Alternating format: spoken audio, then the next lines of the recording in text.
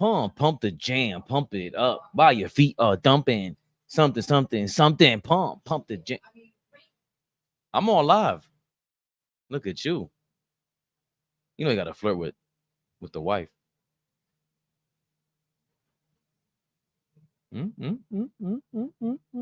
All Ball TV. They scared, but I'm not. They don't like comentario. Y suscribe.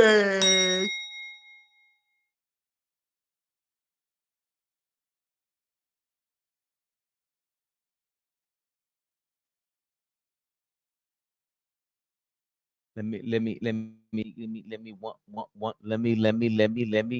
think you can hear me.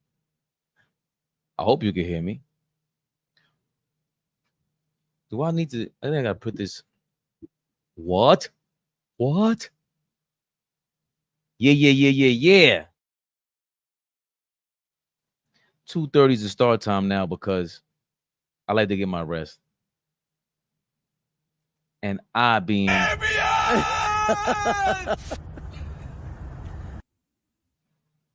mean, it is Knicks rehab, but it's like, is it? Here's some Knicks rehab for y'all. Knicks rehab. Apparently,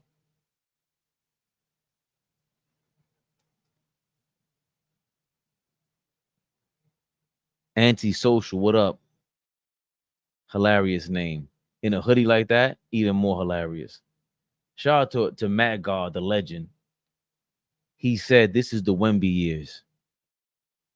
And San Antonio, the NBA decided that we're going to have the New York Knicks play the San Antonio Spurs at the Garden Christmas Day. Shout out to Knicks Fan TV for posting that. I seen the white hat. That was dope. There was some swagger to that hat, I must admit, because you know how I feel about the swaggerless.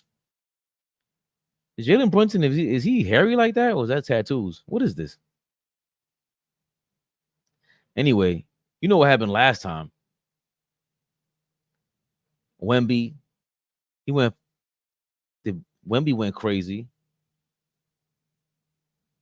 Brunson went crazy. Was it 60 point? Was it a 60-point game? That was a wild game. This is in March. 130, 126. Remember, went to overtime. Brunson had a chance to hit a game winner. Well, you know, you guys kept convincing me that Brunson is a clutch player and he hits clutch shots, which is what I'm referring to, because he's a one-on-one player. He could beat everybody one-on-one. Yeah, 61 points. Wemby went for 40, 10 of 12 from the free throw line, which is kind of crazy. They shot 40% from the field. The Spurs did that game. That was an intense game. Josh Hart, 12 rebounds. Wemby had 20. The Spurs are just going to be. We'll get to the Spurs later on this summer, but I feel like the Spurs are. I think the Spurs are a scary team out west for everybody. I think they're a scary team on every given night. Any given night, they can beat anybody. The Spurs are going to be able to beat anybody on any given night. Winning a series is different. You got Pop. You got Harrison Barnes over there, who, you know, if you know me well, you know, as a lot of people say, Harrison Barnes ain't bringing you much but the veteran leadership. Because when it comes to hitting shots when it matters, you talk about unclutch. Harrison Barnes is the definition of unclutch. But he is a veteran. They need that presence over there. They just signed Boston. Brian Boston Jr. over there in San Antonio. I just like everything that they did. I see a lot for the Spurs. There's some of that I like for them.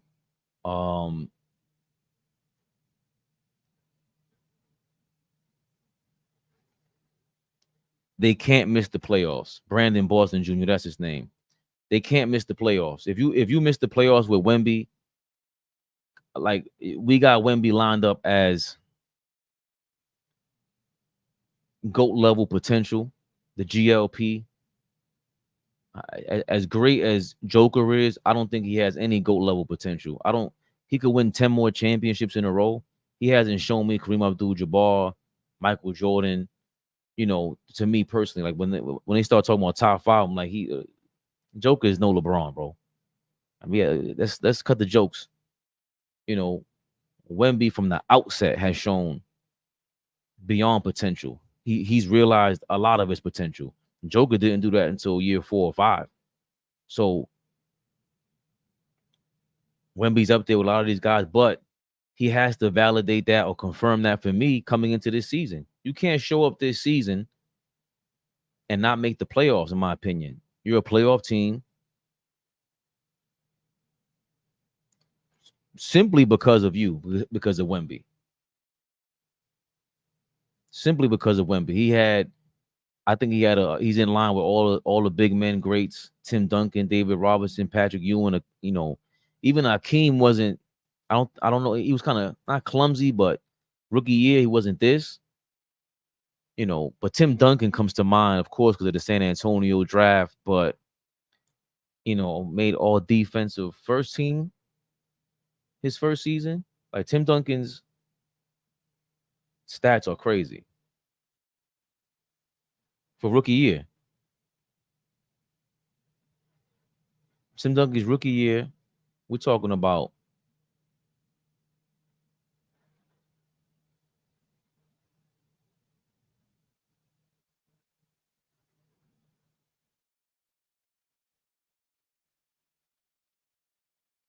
finished fifth in MVP voting. He made all NBA first team, which is crazy. If he's all NBA first team, can we see who made that list? Okay. So Duncan, they have him. They respected his rookie season enough to say he's all NBA first team. Oh, with Karl Malone, and the center is Shaq. So Karl Malone is there. They better not have Karl Malone above Tim Duncan in the all defensive first team. And they do. That's crazy. That's insane, because part of the reason why Tim Duncan rookie year is all defense, is all NBA first team. He's top 5 MVP. Top 5 MVP.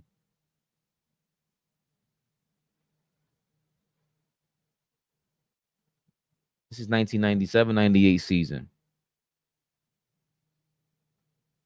I mean, his win, as far as MVP is concerned, got win shares here, and Karl Malone got a bunch of that. Which the following season, if I'm not mistaken, Karl Malone wins MVP, right? Which is the reverse. I hate when they do this because I'm trying to zoom in. Oh, the following year was the lockout season. So when it comes to win shares, Malone is great again, but David Robinson beat him out, Shaq, and then Karl Malone. But of course, Malone, he wins MVP. But that being said, I digress. Wemby is in line with this Tim Duncan.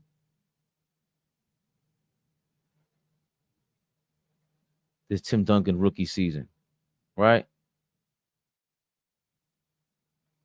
Top 5 MVP, All NBA, first team, second team defense, All Star, Rookie of the Year, Defensive Player of the Year, finishing 5th place.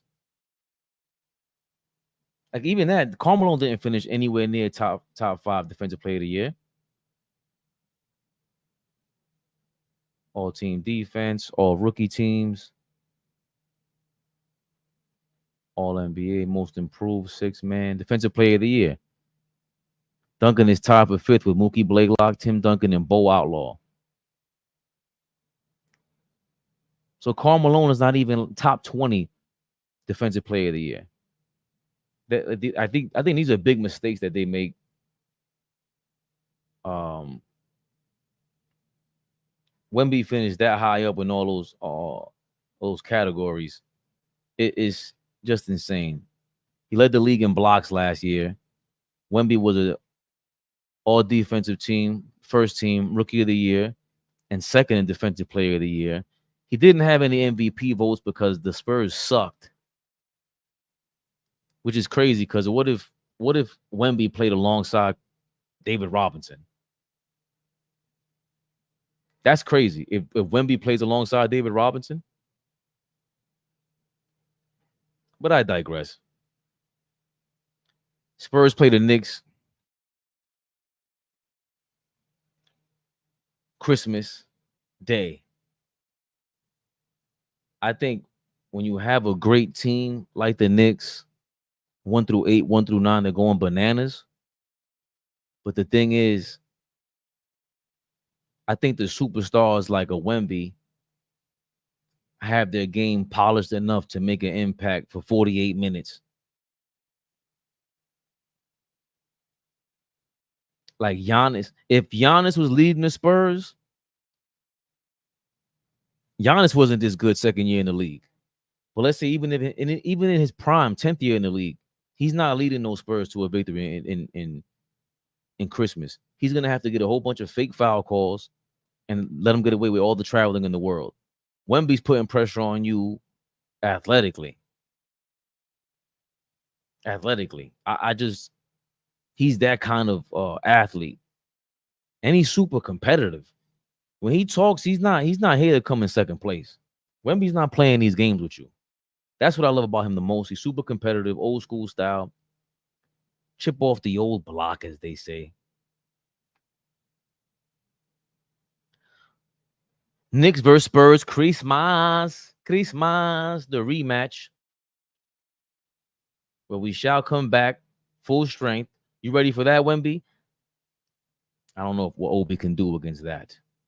I don't know what OG can do against that.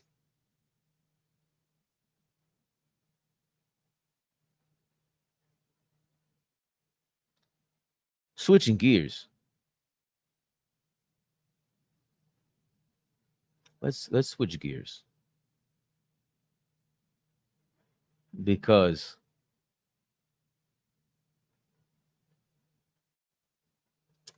the Golden State Warriors have complained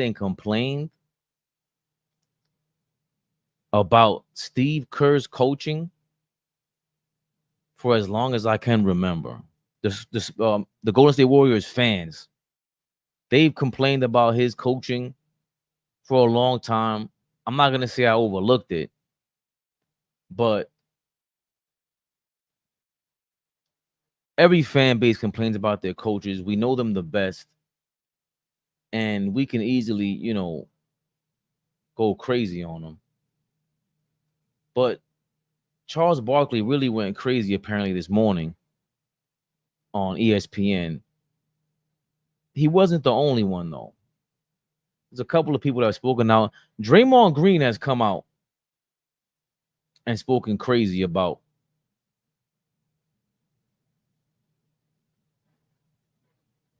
Steve Kerr.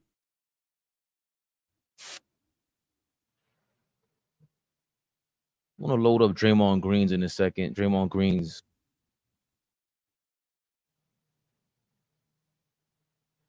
audio in a second, but it behooves us to understand that a bunch of them just speaking out on this, which is kind of crazy to me.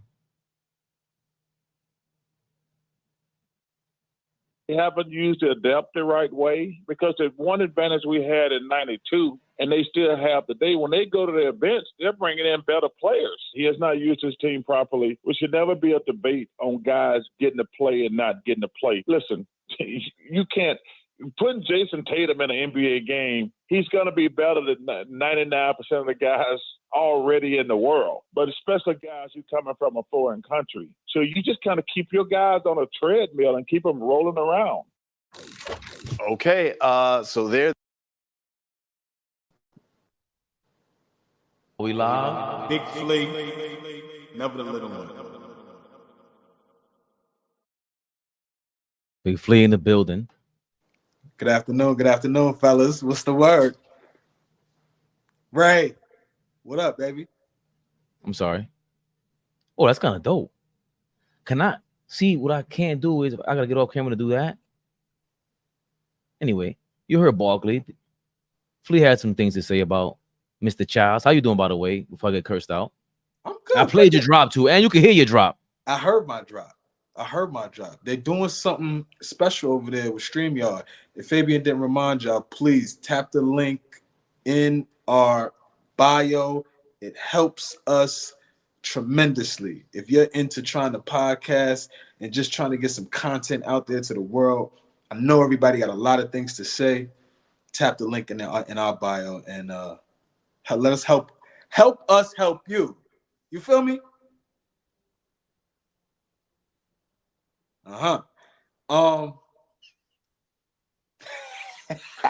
DMX me.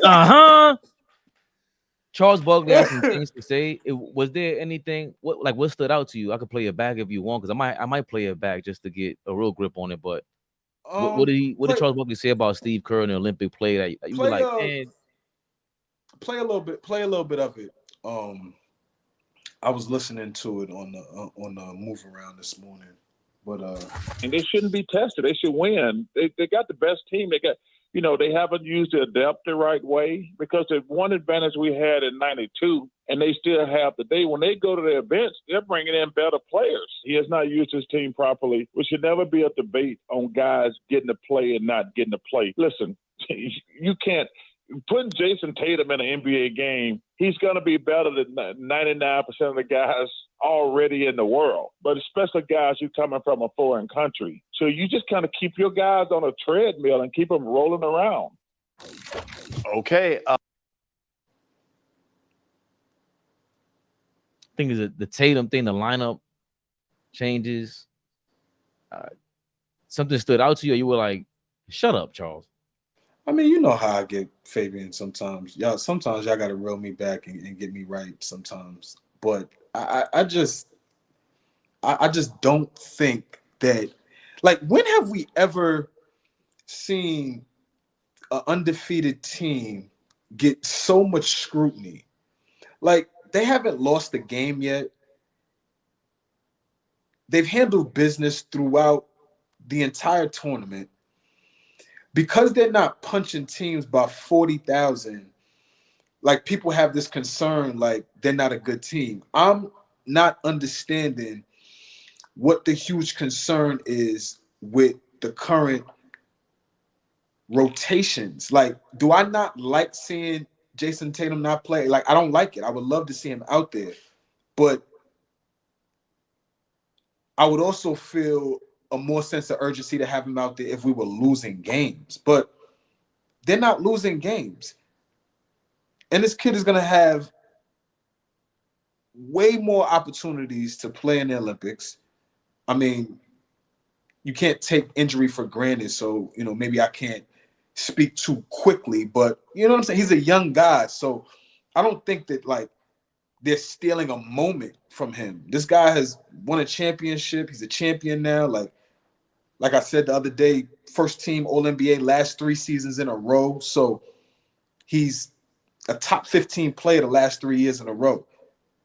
Perennial all-star. Like, we respect Jason Tatum. At least I do. So I don't understand. Like, Curry's just not fitting him into the rotations right now.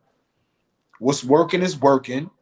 I mean, you feel how you want to feel. I feel the same way. I'm not mad at people for feeling how they feel. It's just, I don't think it should be highlighted right now. Let's talk about what we're doing to win games instead of feelings and emotions on, what's happening, what you do and don't like about how we are going about winning. I don't know. This just doesn't make too much sense to me.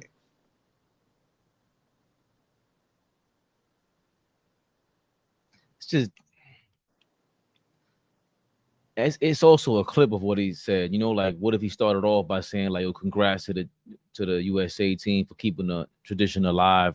All we got was that soundbite, and then it's first take, so they're gonna clip that soundbite, and it's the most him saying congratulations to the USA team is not gonna be the first take comment. First Of take course not. topic. But did you see what Bob Cousy said? Bob Cousy said about what? Steve Kerr. Yo, everybody in the world has something to say about Steve Kerr, and he hasn't lost yet. I get that, but you were down by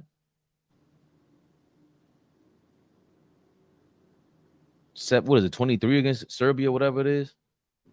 So this is Bob Cousy He was on down 16 yesterday. I thought it was okay. This is Bob Cousy on Steve Kerr's coaching in the Olympics, 2024 Olympics. Jason Tatum is on the cover of Sports Illustrated this month. Any experts that I've read lately have chosen him in the top 5 and sometimes number 1 in the effing world. Now Kerr is telling the world that he doesn't agree. In a 40-minute game, if you can't find 5 minutes to play somebody on a team without hurting yourself, when Kerr did it last week, he was in no danger of losing the game. But in this case, they got down by 17 points, and he's got to worry about losing the game. And then to not let Tatum get off the bench, to me, there's got to be some kind of bias that he's got against the Celtics. He's not alone there. He certainly had an opportunity to access Tatum close up as an opponent. Now he's got him. I've been through these emotions from a coaching standpoint. In 1973, I coached an American team that played against the Russians who had just beaten us in the 1972 Olympics. I had Bill Walton, Ernie DeGregorio, Bobby Jones, and Gerard Carl. Is that George Carl? That's a misprint. It's George Carl. That's a misprint. George Carl playing in the Olympics kind of gives me a little more respect for him, but then I lose respect because he's a prick. I had a pretty good unit, so I've been through the emotions from a coaching standpoint as to what you deal with in international competition. Not playing Tatum at all says it to the world. Not only is he not top 5, he's not good enough to get into a close game. I can't figure out Kerr's thinking, and he's done it twice. So obviously he feels strongly about it. He must think Tatum is a detriment, and I don't see how he can feel that way and know anything about basketball. Strong words from Bob Cousy. It's extremely strong words from Bob Cousy. Other day, Draymond went. I'm done talking about Draymond, but I get it. But if it's 3 people, every era. Yeah. Bob Cousy's from the beginning. Yeah. Barkley's from 30 years ago. Draymond's now. Yeah, it's tough. It's tough. Like I said, I agree with the sentiment and the feelings on having him out there, right? I'm not gonna go against that because I'm like, damn, the dude deserves to be out there. I don't understand how you justifying him not being out there. I'm just saying, I'm trying to understand why it's such a big, and I'll probably be disingenuous, right? Because they just won a championship and he didn't win finals MVP. So now he's made the Olympic team and he can't get off the bench. He's been relegated to the minutes that Tyrese Halliburton, who is a way younger player, way less accomplished, and he's relegated to that role. So don't get me wrong. I would be lying if I didn't say I understand the optics and how it looks and how it's, making Jason Tatum fans, Boston Celtic fans, like even him per se. Nobody's even talked about how he may feel about it from a personal level, bro. Like, if you're Jason Tatum, how are you processing this right now? And that's not rhetorical. I'm asking you. Like, if you're Jason Tatum, how are you processing this? I'm feeling away. Regardless if you're winning. I'm feeling away. Okay. Serbia's not going up 17 with me in the game. Mm-hmm. His drive and kick is elite at this point. It's what James Harden used to do. Who's going to stop Jason Tatum from driving and kicking with Steve Kerr out there, Steph Curry out there, Kevin Durant out there? That's vicious. I don't see how that's like I don't get it. He's elite at that. Not an elite shooter. He can shoot when he gets into a rhythm and he goes into, okay, cool. But has been LeBron's role also. But that's my thing. That was been my complaint about LeBron being on the team. You don't want to hear that. But take LeBron out in place, put Tatum in there. He's getting the same buckets with easier than me. Way easier than LeBron. Getting to the basket and then getting everybody open, and it opens things up for him, especially with two of his teammates on the court. Like Jrue Holiday and Derek White on the court with him. You clearly, if it was Krzyzewski, I don't want to say Krzyzewski, but if they gave the Olympic team to the winner of the championship and Joe Maz was out there, you better believe they're going to see Derek White, Jrue Holiday, and Tatum out there on the floor together. So you replace Holiday with Steph Curry, leave Derek White out there, another elite shooter. It changes everything. Who else? Even Embiid. Embiid looked great yesterday. Big shout out to Joel Embiid yesterday. We need to say that because we dog him. We dog him. I'm still dogging him. I know that, bro. But we dog him, but like we can't dog walk him right now. Like he absolutely performed yesterday. Vital piece for why they won that game yesterday. Extremely. I'm gonna skip Bayless him. Do what you want, man. I'm just saying. He played excellent yesterday. He did. I don't know what to tell you. He did. I thought on the offensive end he played great.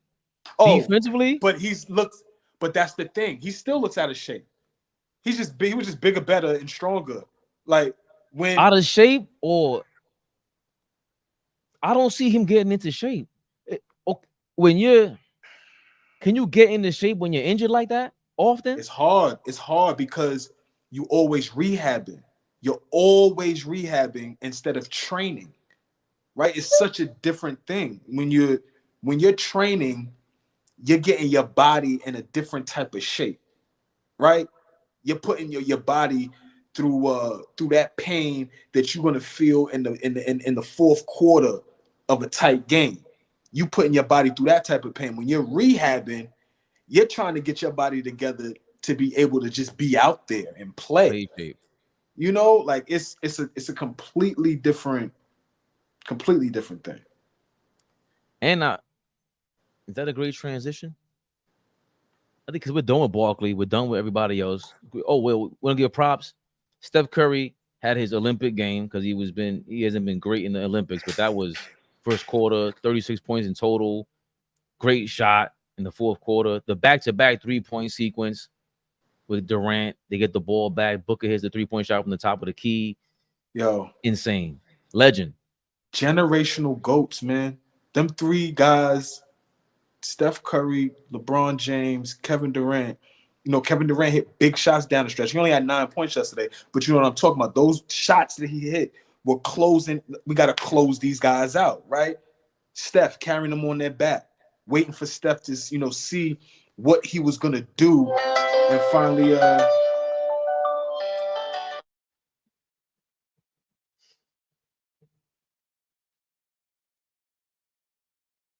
you got to take a minute? Yeah. They took a minute. I think Booker hit a big shot. Embiid went crazy offensively.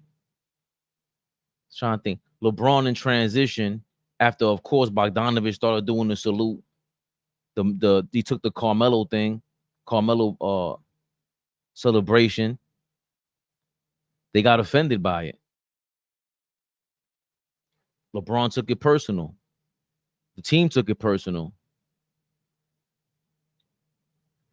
I don't know if they go down by 17 with Tatum. It was a different level of pressure,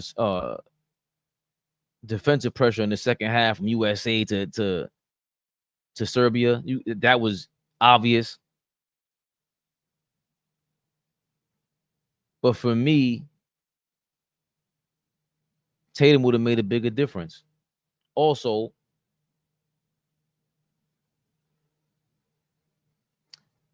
we got to talk about this Dream Team thing, man. There's no way, after seeing that game, Kerr, I think, stayed with Embiid against Serbia because Embiid is way too motivated to go up against Joker. That's why Embiid is there at the end of the game. Joker can't even really get around LeBron on a post up. As much as skilled as Joker is, people try. I said this earlier, Flea. He does not. I don't care if he wins 10 rings in a row. He doesn't have GOAT level potential. We would never consider him on Jordan, LeBron, Kareem's level. Kareem is just flat out better. Embiid? No, Joker. Right. Embiid, if he was healthy, the funny part is I do agree with him. Never consider Joker GOAT level? I'll argue against that always. Yeah. Because the rings, again, is like, you might. How did he win the rings? What you mean how? The level of competition? Or why would his soul, I guess my question to you is, why would his soul ring be in question against other champions? Like, what's his, go ahead. He never had the winner ring for me to think he was that great. That was everybody else. He was the best player in the game in conversation with that. Embiid was in the conversation and Giannis. Embiid was in the conversation. He didn't win. I don't get it. Okay, if at any point did at his position, he does things at the center position that a lot of centers weren't able to do or can't do.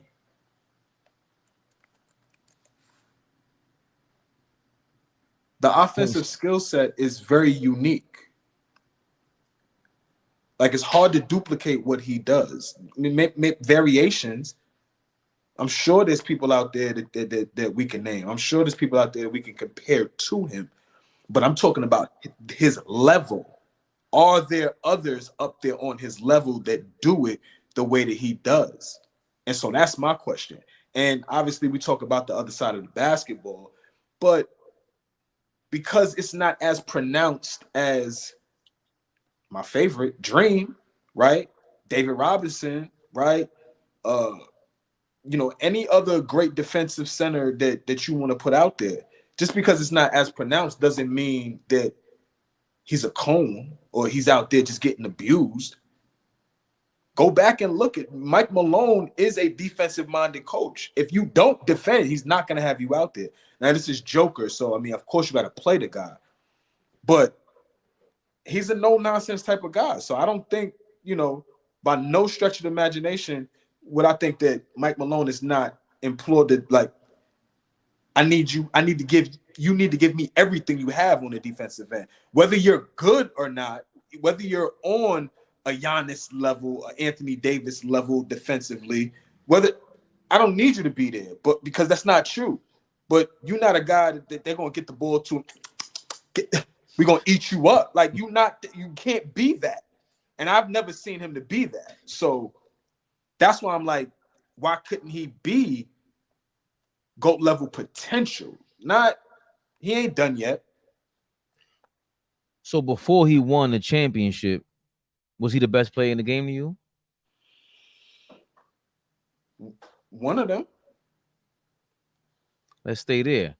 Okay. Before he won the championship, did you ever think he was the best player you ever saw? No. Top 10? No. Top 20? Possibly. I didn't. More top 15 for me. Yeah. I didn't. I think Embiid was showing you what happens if he did have the competition. I think he showed you that yesterday. LeBron, he can't even spin off LeBron. I don't even know, that wasn't a foul. Bro. I think that was a hard. Like, the difference, like, I love Joker, but when Embiid gets it rolling, he's better. As much as we drag him, he's dirty. He's disgusting out there. You talk crazy. Yeah. Embiid is better. I'm gonna keep it. Fave. And I will concede to that because Don't get me wrong. When he gets it rolling, the variation that he could give it to you. Pause. Like it's insane. The bag is different. It just is. It just is. Put the ball on the floor. Face you up.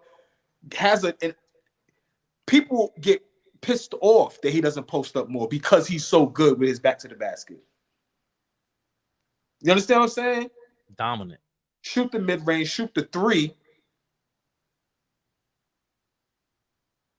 Creates for others too because he demands a double, triple team at all times. He catches the basketball, you gotta find him. You gotta bring help. You can't play him face straight up. I don't care who you are. I think David Robinson smokes Joker. Like tough night for Joker, man. Tough night. He's catching fouls. Tough night. You're not spinning off of him like that. You're not Hakeem in the post. This is the thing about I love Joker. He couldn't spin off Braun, can't spin off Embiid. Okay, so we got like 40 of those guys in the 90s. Tough night. Dale Davis, spin off Dale Davis. Go to Indiana and try that. Up and under, elbow. Muscles. I mean, Dream was sexing all of them. Dream was sex. So when you ask me, no Trojan, just this Dream was violating them, bro. And violating them. But going back to so when you ask me why Joker has no GOAT level potential, that's when I start saying, like, yo, how is he gonna possibly win 5 championships in a row if with his skill set, you need to describe what he needs on his team. And I think you need to help him more than you do Hakeem, Shaq, David Robinson, even Embiid. Embiid, what worries Embiid is injuries. That's it. The league is way different now. Don't do that. Like, the league is different. You could build around your big back then. You didn't have to have a supremely athletic guard. You know what I'm saying? That's a necessity now. You back then, having a prototypical point guard, chef's kiss, right? Now, that golden age of point guard that we was in for so many years, like, you still need that. You still need to have your guard be able to break his defender down and get downhill or go get you a bucket aside from being able to set guys up, put guys in great position. Like, you think go ahead. 5 championships is GOAT. That's what all of a sudden, like, he gets a team, and we've seen him without the chips. Like, that was my thing. The championships don't really matter to me, Fabian. I don't really care about the championships. I'm just really, for him, more so talking about, what he's done thus far, what he's accomplished, his body of work, how he looks, right? His game, how he approaches the game is not inferior. Like, it's not inferior to, it's on par, it's on pace to a Robinson, Elijah Wan, that type. Like, Dream, biggest Dream fan out there, right? Dream goes down as the best defender in NBA history, right? They named the Defensive Player Award after him, right? When he retired, led the league in blocks. I think led the league in rebounds too when he stepped away. What I'm saying though is everything that Dream's accomplished, the way we look at him with such allure, Joker, when he's done, continue to add on to this, we may have a different conversation. This is 24, August 9th, 34, August 9th. When we talking and we sitting together doing our thing face to face, pause, and we talking about the Joker, we may be talking about him way different than how you want to talk about him now. What you're saying is valid, but I think I think you're being a little too hard on him, you know, and not seeing what he's on pace for. Like, he's on pace to be how we talk. We hold Patrick Ewing in such high esteem. This is Knicks rehab. I get it. We hold Patrick Ewing in such high esteem. We didn't mention him. I know, but I'm just saying. I think I was talking to you offline, and I was saying some of these guys get this untouchable look on them when it's like, yo, we in an era where there's players and guys that are, you know, are able to start nibbling and getting up there. And, you know, once we're done with them, once we're done with KD, Steph, and Bron, the way those guys are going to be talked about by our children's age, right? It's going to be different. It's going to be the way we talk about Mike, the way I look at Dream, the way we look at that whole era. These guys have made themselves worthy of that. I just think it's, don't be so hard on Joker, man. Joker's on his way. He's on his way. That's a great transition. So, Patrick Ewing, David Robinson, Michael Jordan, they were all on the same team about 30 years ago. You mother 30 lover, you. So a week ago, you went bananas and asked me vigorously, what are they gonna do? You went Hulkamania. What are they gonna do to the 2024 team? What are they gonna do? And I'm watching the Serbia game, and I'm going, you gotta be kidding me. You gotta be kidding me. You still stand by 2024 USA Olympic team is better than the Dream Team. What they said? What? Oh, see, I was about to say a really bad joke that wouldn't have landed well. So I'm glad I stopped myself. But I would just say I'm standing. I want to hear. Nope. I'm standing on my Dean, and I'm going to stand on my 10 toes down and say. What Pac said? Oh, you a Muslim now. No more dope game. You said it, not me. They try. Do y'all see what goes on? We got it in real time, y'all. I behaved myself, and Fabian said, I got you, baby. I got you. Don't you ever forget what this is. Don't you ever. I'm dragging you. Listen, man. Me and Flea talk offline. We're both nutcases. He's trying to remain calm. That's not my job, is to keep him calm. Nope. Last week, you told me that the Dream Team is going to lose. You went at me. You were going bananas. Now, all of a sudden, you went to the mosque. What happened? I'm standing on my...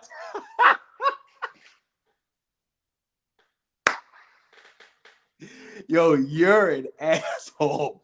Listen, I'm standing 10 toes down and saying this right now. 92 Dream Team really don't want no smoke with this team, this 2014. Keep it a buck. If we rank in teams, how we gonna rank 92, 08, and 24? How do we rank those teams? Y'all get in the comments, y'all. Let's post some of those comments up, Fabian, if you can. If they throw their order, if we could throw a little poll out there. Because I would love to hear what the people say. Big shout out to everybody that's in the chat, everybody that's tapped in. Knicks rehab. No, there's not a lot of Knicks news to talk about today, y'all. Sorry. I talked about the schedule. Christmas, we played the Spurs. Disgusting. They smoked us. We need to play Philly. I love it. We need to play Philly, man. Big shout out to OG. I was just talking to OG. That was why I was late, y'all. OG is taking a little breather today, but I was just talking to OG, and he said, Flea, they snaked us. And I said, OG, I'm with you. They're going to build Wemby on the back of the Knicks. I don't like it. Shout out to Matt Guard. Big Matt Guard. They're going to build Wemby on the back of the Knicks. The other day, matter of fact, big shout out to Matt Guard, because Matt Guard is some type of Maxtradamus or something like that. Because Matt said, imagine if Wemby winds up a Knick. Like, he doesn't sign his rookie extension, he winds up a Knick. And then all of a sudden, the schedule comes out. Well, not the full schedule, but the Christmas Day games come out. And the Spurs are playing the Knicks in Madison Square Garden Christmas Day. Go figure, Fabian. Big shout out to Matt Guard. I don't like it, Fabian. We need to be playing Philly. I love it because Wemby's going to bring... Bro, it's Wemby. The Wemby years is upon us. Man, get Wemby the fuck out of here. He's great. He's great. I'm not against him. But don't build his fame and let him get a home game on Christmas. Let him build the Spurs up and get a home game on Christmas. He don't got to come to the Garden. Stay away. Wemby is going to go start tomorrow. This is his coming out party. If he's real like that, as I believe he is, he's coming out tomorrow. He's taking down bodies. I'm 41. Christmas, this is a teaser. He's competitive. So I love it. Wait, time out. Let me just get a 20 second. I know where you're going, and I hope you ask me. No. I need to see you when I ask you this. No. I'll wait. I need to see you when I ask you this. I mean, what's Stephen A? What Stephen A be saying? Put them back up on the screen while I say this. Put them back up on the screen. My producer. You know, for these entertainers you despise, you sure do quote them a lot. I almost went with the first name, but I held back the fervor. Yo, Ray. Stop playing with me. You need never. I'm 41. That was wild. That was wilder. That wasn't wilder than earlier. Can we say what happened earlier? No. I want to say it. Some gentleman. All right. You had a question for me because we're talking about Wemby, and all of a sudden, what? Listen. Do you have France beating USA tomorrow? Oh, no. I'm looking for the spread to see if it's by 30 points, you gotta take the under. Because Wemby's gonna foul out. Wemby's fouling out, bro. LeBron's gonna get him in foul trouble. He might go dizzy tomorrow. But he's gonna foul out tomorrow? He's fouling out. Bro, who the hell? Goldberg. They just said Goldberg's benched. You want a friendly 25 push-ups. 20. Okay. I gotta. Okay. I'm not arguing with you. You know what? 20. 25. We ain't playing no games. 25. Even though you could do like 50, but that's crazy. So don't 50 ask for you. Me about. I said I threw a number out there. I was hoping you would just jump at the number, but now you're telling me how many I could do. I'm asking you. 25 push-ups on live.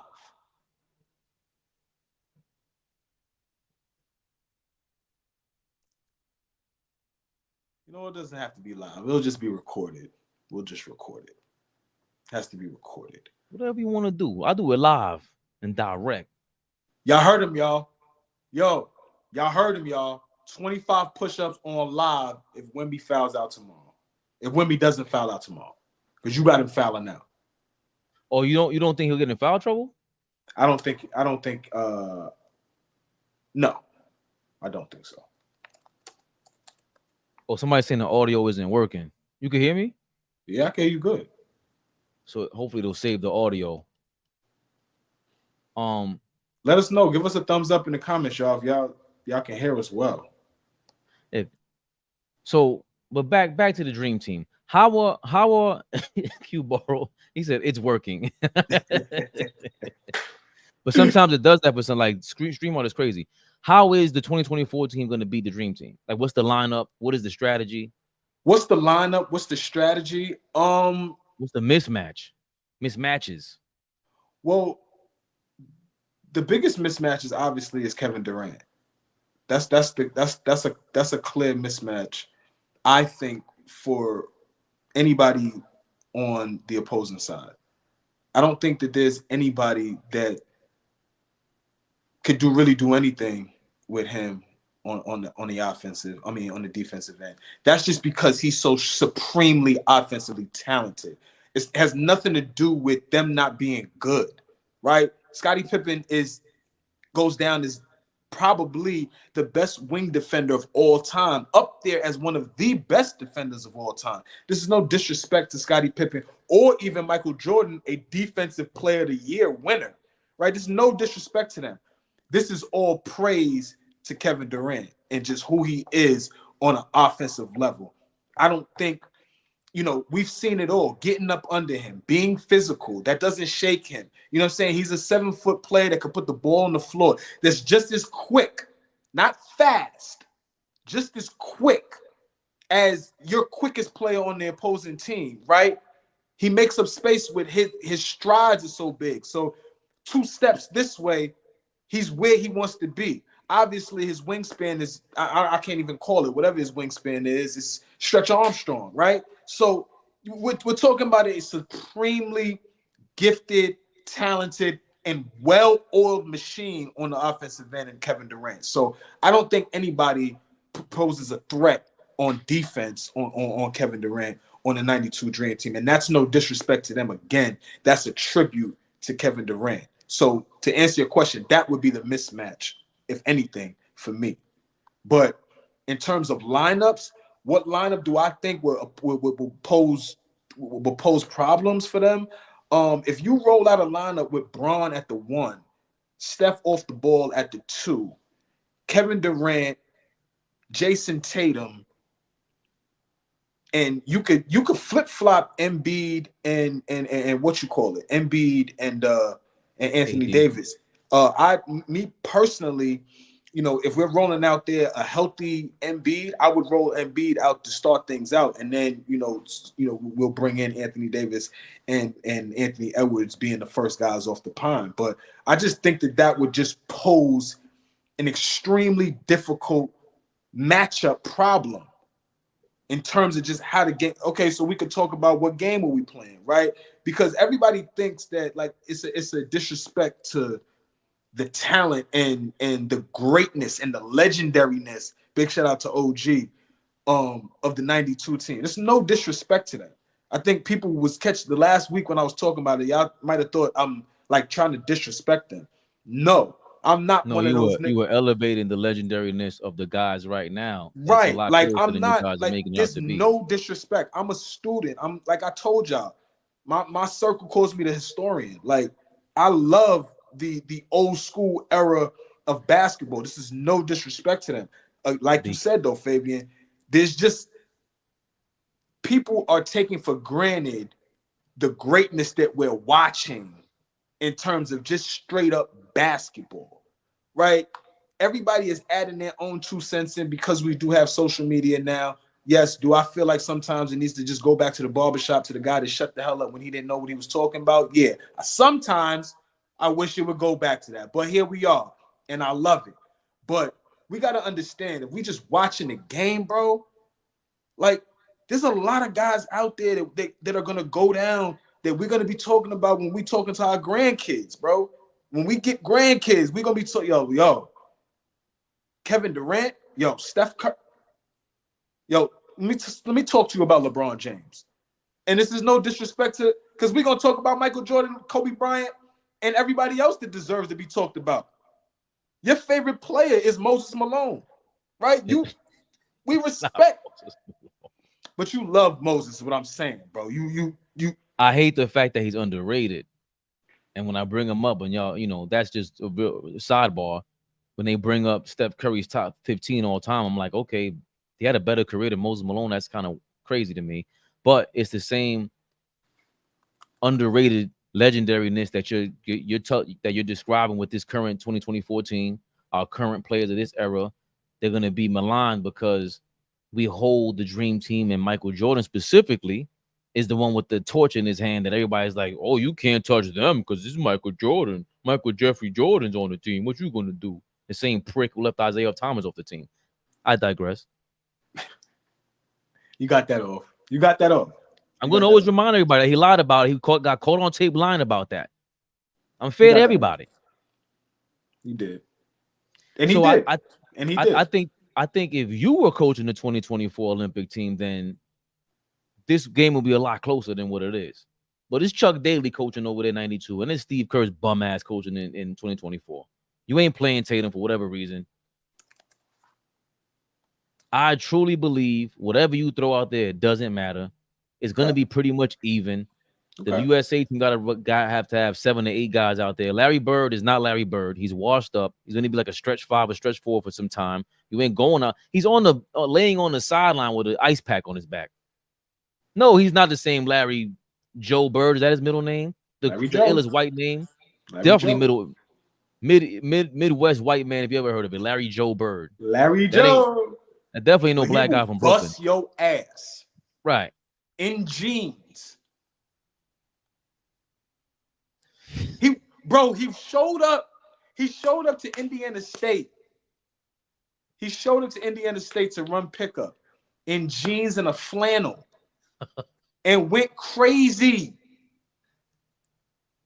His legendariness just gets whiter and whiter. Bro, a flannel in jeans, dirty jeans, and I'm talking shit to you while I'm busting your ass? Nah. Larry Joe. Nah. JJP New York NYC says, we forget Patrick Ewing barely played in the Olympics. French lick. Thank you. Larry Bird, the French lick of Indiana. Exactly. White as hell. You can't get more white than French lick. You got to replace that name, by the way. What the hell is going on over there in Indiana? Larry Joe. Freaky deaky mother lovers over there in Indy. But if yesterday's game wasn't apparent to you that the biggest flaw with this team is definitely defense.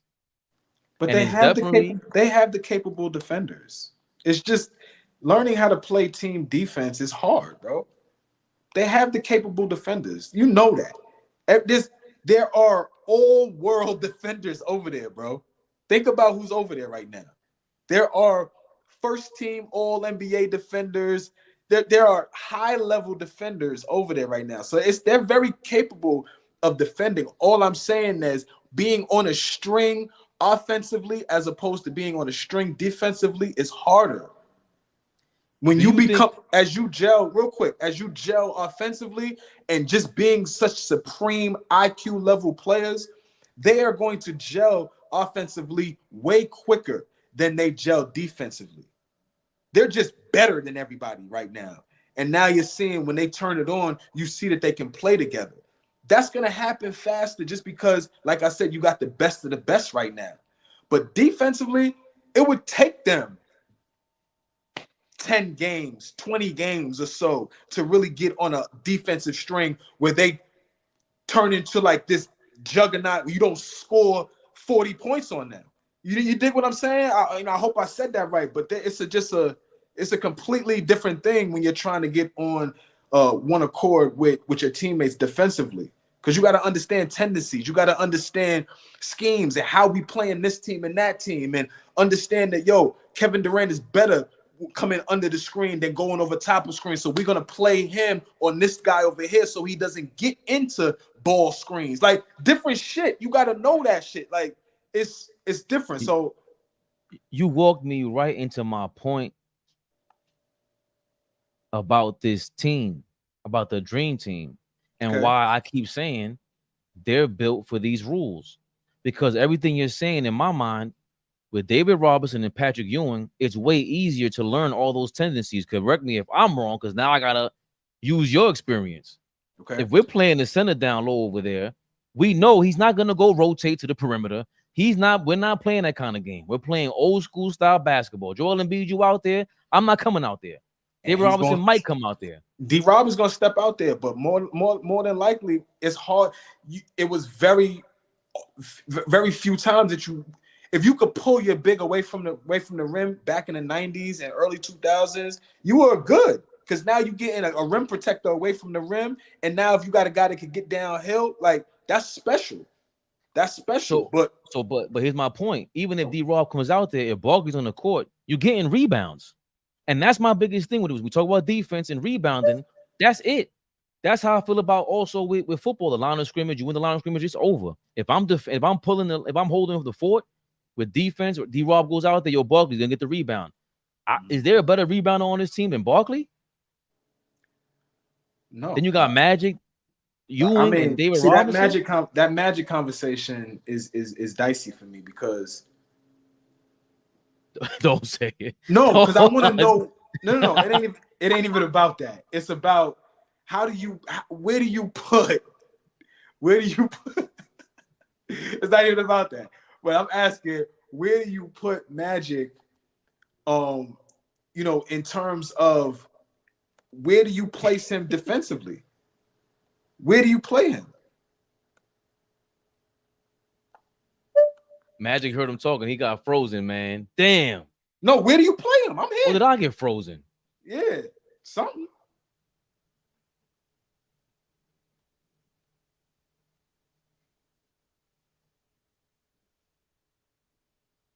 Where do you play him? Where do you play Magic?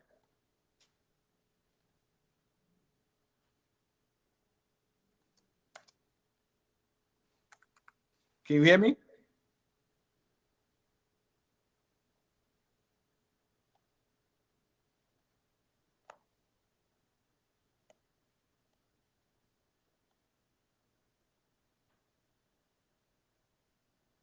My brother popped off. He ain't hit. Yeah, as soon as I start talking about Magic, it's over now. He's going to pop back in. We're going to get right back to it, y'all. I just got back to it. Damn you. I'm not calling you out. Not calling you out, internets. Q-Bro said, we lost them. Yeah, baby. I'm back in the mix. Magic. That's the problem. Yeah, nah. You were saying that you brought up Magic. Yeah, you brought up Magic, but I'm like, where do you stick Magic and have him defend? You have him defend LeBron James? You have him running around with Steph Curry? How do you? He's to be at the 4. Got to put him at the 4. You cannot. Magic was getting his. People don't want to hear this. Magic wasn't guarding nobody. Oh, he led the league in steals. Get out of here, bro. Get out of here. Listen, man. Magic would have.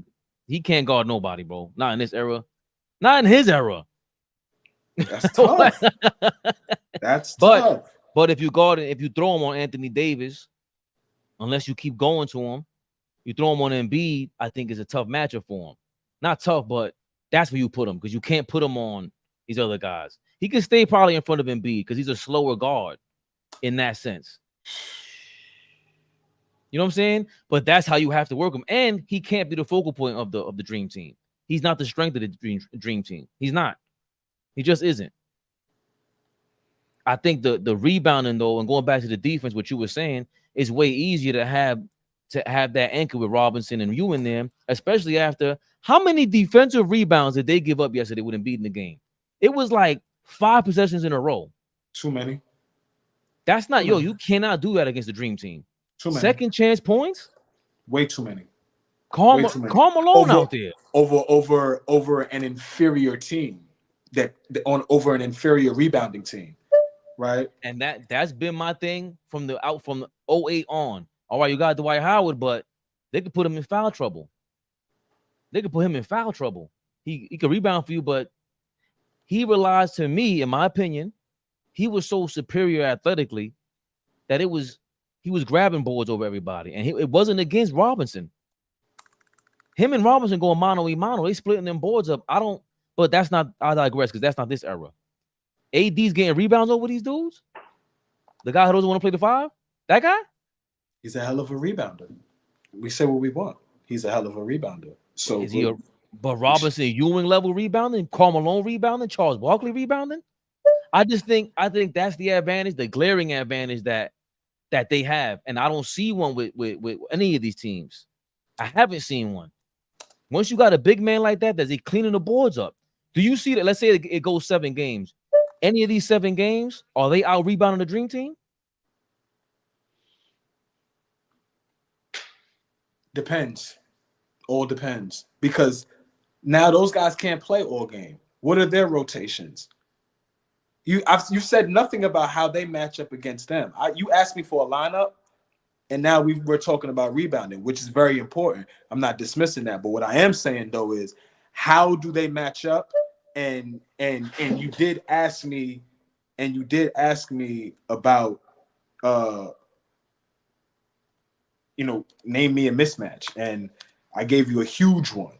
Pause. So I think what do they do?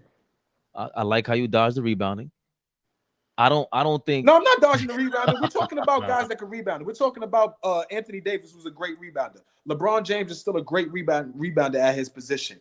Anthony Davis rebounds the basketball well. Like we have rebounders. Bam Adebayo is no scrub, and he can't. He's a rebounder. Like we do have guys that's going to clean the glass as well. But we present defensive matchups against that 92 team that people don't want to talk about. This ain't Tony Kukoc that they gonna try to go bully and take him out the game. This ain't that. You throwing Tatum on Mike, then switch up with Drew Holiday because he's the mismatch. Anybody guard another one who's an incredible mismatch. So the way I see the game is like you said with Kevin Durant on the offensive end. I think if it's a one-on-one style game, you slow it down. Now you take away. In my opinion, 2024 has the advantage in the transition. I mean, I didn't even want to talk about pushing the pace, because once 24 starts pushing the pace, it's a different type of basketball game. Yes, Magic got up and down, Mike got up and down, Pip got up and down, but we're talking about getting up and down and hitting threes. And Barkley got up in transition, but we're talking about getting in transition, hitting threes in transition, not getting easy twos, dunks around the rim, things like that. We're talking about getting in transition, Steph Curry bit bop and stopping on a dime and hitting a 3 back to back to back possessions, and you get a wave of 12 points in 2 minutes, and you're like, what the hell is going on? Like, that's what I'm talking. How do they stop that? I don't see that. I don't see it. Neither team. I don't see a big trend, because you can't sleep on 2024 being able to rotate, and once you slow the game down, it's over. I don't see them just picking up the pace and do whatever they want. Maybe flashes of it, but I think the dream guys team that could do that, Fabian. They have guys that you're not going to be able to stop them in trend. Once LeBron says, "Okay, we're pushing the pace," it's a different ball game. You have nobody that's going to stay in front of him when he's trying to get foul line to foul line. Foul line to foul line, Lord have mercy. He's looking at LeBron. LeBron's looking at Karl Malone like Sha'Carri did today. Congrats on the gold medal. Big shout out to Sha'Carri. Bro, like, she ran across before she ran across the line. She looked at the opponent like a cartoon, like Sonic the Hedgehog. Yeah, light work, light. That was crazy. Very light, very very light. But I see few of those possessions because that's long rebounds you got to go get and then go in transition. I don't see them shooting too many threes for that to happen. You know what I'm saying? I see them getting back on defense. Okay, like this one. That's hard, bro. That's a hard task. But that's what I'm saying. If it's a playoff series, we're slowing it down. That's an automatic. The rebounding and defense, to me, the edge goes to the dream team always, because it's easier for them to play defense. It's easier to do that. Like you said, to figure out where you guys rotate. Oh, y'all got to do that now because y'all used to zone. You got to rotate this guy from the paint. He got to come out and go to the corner, come out to the wing. They ain't doing all that. They're playing straight up man to man. Not the whole game. You can't go the whole game playing man to man against Steph Curry and Kevin Durant. You're not. Somebody's chasing Steph Curry. That'll probably be Stockton. But I think that's the clear advantage for them in half court defense and rebounding. That's why I got them winning in 6 games. I'm respectful. Can you hear me? Yeah. Just had a call come through. I apologize, y'all. But had I been on the link through the web browser, that would have killed this and that would have killed the call. But have no fear. Big Flea is on punishment. So I'm on the app and we are good to go. Call came through. Had to let the call pass, and y'all still got me. Audio was great. Visual is good. No freezing. Y'all got to keep me on punishment. I like this. Let's go. So you got him in 6. You know who's not on punishment? The guys who tap into the description and click the link for StreamYard, and you can sign up with StreamYard. You get $10 off if you sign up. You don't have to sign up because StreamYard has a free service every month. You get 5 hours on their cloud to have your videos up there. Click that link. You also help us, understand our analytics. For those that understand, with sponsors and everything like that. This whole thing, I'm getting in my Joe Budden bag. Uh-oh. Everybody's hiding the numbers, man. Nobody got the answers out here, man. Like Sway. Nobody. They ain't trying to give up the analytics. So tapping on that StreamYard link, it helps us know who's paying attention to this. Click the description, tap the StreamYard link. If you want to sign up, please do. If you sign up and get a subscription, you get $10 off. I think it's $25 a month for you to have 50 hours worth of gigabytes on the cloud for your videos. And there's an excellent editing system on StreamYard. It's not perfect yet. I'm not going to lie to you. It ain't picture perfect, but it allows you to chop up the pieces that you want. You can't really fix them how you want to, but you can. I use it all the time to just chop it up and upload it immediately to YouTube. Whatever topic we're talking about, I cut it up and I uploaded it immediately to YouTube. That way we get the videos going, which I'll get to a little bit later. And y'all see that all throughout the weekend, all the videos that we did throughout the week. So please click the description, the link in the description for StreamYard. And there's a Cash App. Hold on a second. What the hell is wrong with me? We love Big Super Cash Chats. Don't App. get me wrong. But hey, YouTube, you might start hating on me because y'all be taking 30%. But these people love us. Our people love us. The family loves us.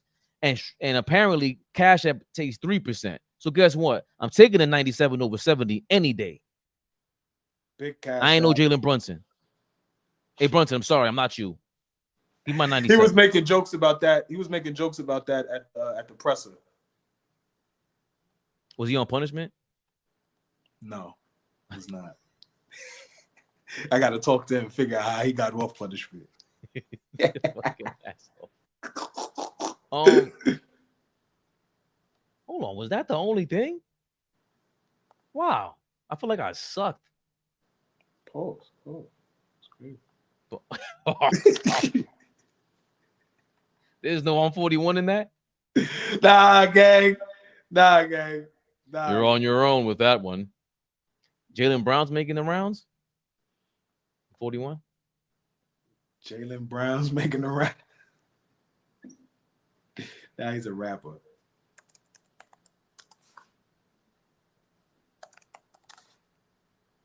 There's a revenge tour coming from Jason Tatum. I'm seeing Jaylen Brown is trending. I was rooting against Team USA and I want France to beat them by 1,000 points. I don't care that I'm American. The disrespect that Steve Kerr has shown Jason Tatum throughout. Oh, see, I'm sorry, I'm gonna give this prick. Oh, Lorenzo, my brother. Thank you. He said 30%. Nah, I'll Cash App y'all instead of Super Chat. Yo, Lorenzo, my man. My guy Lorenzo. Lorenzo and the Benzo. Appreciate you. I don't know if it was you that asked yesterday or someone with an M. We're starting at 2:00 because Fabian needs some sleep. At least with when I'm on live. It's a big fact. And yeah, YouTube is, I don't want to say they robbing you, but they take that's the iPad, the iPhone prices, the Apple store. They hit you with 30%. They ain't playing, man. Yeah, man. Appreciate you, Lorenzo. Y'all saw Kolek at the presser, happy as hell. Yeah, he was up there. Too. He was up there with the guys. Somebody put,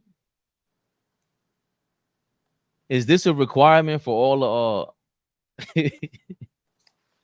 for all the like the second rounders to show up at the press conference because you might not make the team. You over there showing up. There was mad at them there. There was mad second rounders there. It was mad two-way players. Pause. I'm like, yeah, show your ass up to these to the presser. You better show up second rounder. Show love to the captain. The captain. I'm hyped off that. Yeah, I like that. I like the way that sounds for him, man. It's good. I love that for him. I hope I don't piss Flea off with this one, but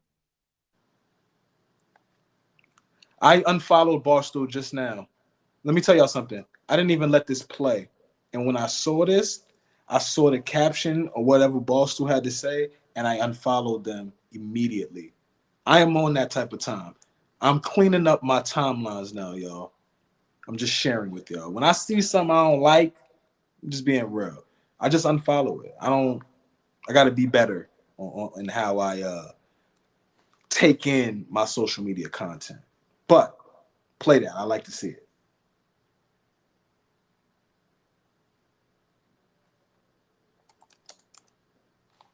this is Dave Portnoy commenting about Steve Kerr disrespecting Jason Tatum and whatever.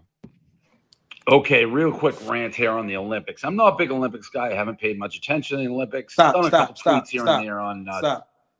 You see what he said just now, right?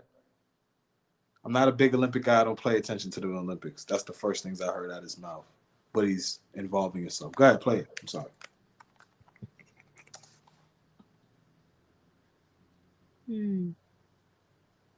Track and field. But let's get to the basketball. A lot of back and forth. USA beat Serbia in a squeaker last night. Kevin Durant on the Twitter machine on X late night chirping American fans who were rooting for Serbia. Some Nuggets fans, other people, other reasons.